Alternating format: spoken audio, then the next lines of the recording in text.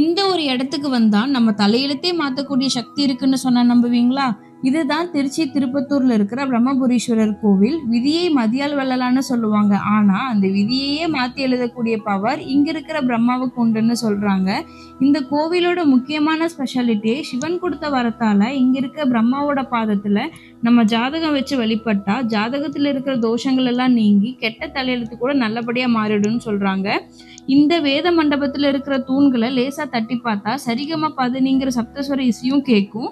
இங்க இருக்கிற நந்தி சிலைக்கு முன்னாடி வந்து நின்று அதோட காது கிட்டையோ இல்ல உடம்புலையோ கை வச்சு பார்த்தா நஜ மாட்டோட உடம்ப தொடுற மாதிரி லேசான அதிர்வும் அதுக்குள்ள ஒரு இதய துடிப்பு சத்தமும் கேட்கும்னு சொல்றாங்க.